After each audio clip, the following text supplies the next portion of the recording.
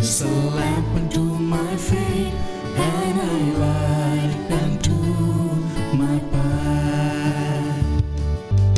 Thy word is a lamp unto my feet, and a light unto my path. First reading. A reading from the letter of St. Paul to Hebrews, chapter 5, verses 7 to 9. In the days of his flesh, Jesus offered up prayers and supplications with loud cries and tears to the one who was able to save him from death, and he was heard because of his reverent submission. Although he was a son, he learned obedience through what he suffered, and having been made perfect, he became the source of eternal salvation for all who obey him. The word of the Lord. A reading from the Holy Gospel of St. John, chapter 19, verses 25 to 27. Standing by the cross of Jesus were his mother and his mother's sister, Mary, the wife of Clopas, and Mary Magdalene. When Jesus saw his mother and his disciple there, whom he loved, he said to his mother, "Woman, behold your son." Then he said to the disciple, "Behold your mother." And from that hour the disciple took her into his home. This is the gospel of the Lord. Yesterday we celebrated the feast of the exaltation of the cross. Today we celebrate the feast of Our Lady of Sorrows. Why these two feasts have been placed near to each other? Is there a reason behind this? Yes, my dear friends, there is a reason. Because there's a deep relationship between the salvific work accomplished by Jesus through the cross and the role of Mother Mary throughout the salvation history and the salvific history. My dear friends, in Jesus Christ, Mother Mary was the true disciple of Jesus. It is she who followed the footsteps of Jesus very closely from his birth onwards.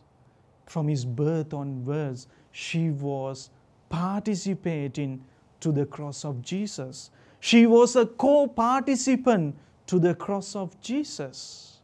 When she said to the angel Gabriel, "I am the handmaid of the Lord. May it happen to me according to your word." These were not mere words. She put each and every word that she said to the angel Gabriel into practice by taking up the cross, by taking up the daily cross. While Jesus was presented in the temple, the Simeon the prophet prophesied, "One day your heart will be pierced by a sword." It so happened, while Jesus was dying on the cross, her heart was pierced by a sword, with a sword. But she never discouraged her son to go away from the cross. She always encouraged him. She said to her son, "My dear son, make this sacrifice as a ransom for the whole world," because she knew that without this sacrifice, the world would not be redeemed. Therefore, my dear friends, in Jesus Christ, by bearing such an immense suffering, she always encouraged her son to take up the cross. It's not easy to bear up such agony, because Jesus was the only son that Mary had. But still, for all, she was ready to sacrifice her only son for the salvation of the whole world, because she was a co-participant to the cross. She also played a vital role in bringing salvation to the world. My dear friends, in Jesus Christ, today's gospel we saw how each and every one of us were entrusted to the care of Mother Mary through the presence or through the delegation of St. John, who was standing at the foot of the cross. We are the sons and daughters of Mother Mary. Therefore, we need to ask, do we touch the cross of Jesus each and every day of our life? Are we happy to touch the cross of Jesus? Or do we try to run away from the cross? Do we say to Jesus, this is too heavy, I can't carry this cross anymore?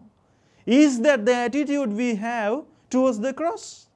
Then, my dear friends, we are not worthy enough to call as the true sons and daughters of the Mother Mary, who was a co-participant and who touched the cross of Jesus very closely. Therefore, my dear friends, as true sons and daughters of Mother Mary, let us not refuse the cross. Let us not get discouraged when the crosses are coming to our side, but let us accept them. Let us try to touch them. Let us to carry them with happiness, so that we also may be able to become the true follower of Jesus like Mother Mary, because she was the truest follower of Jesus. Therefore, by asking this grace, let us pray during this day. God bless you.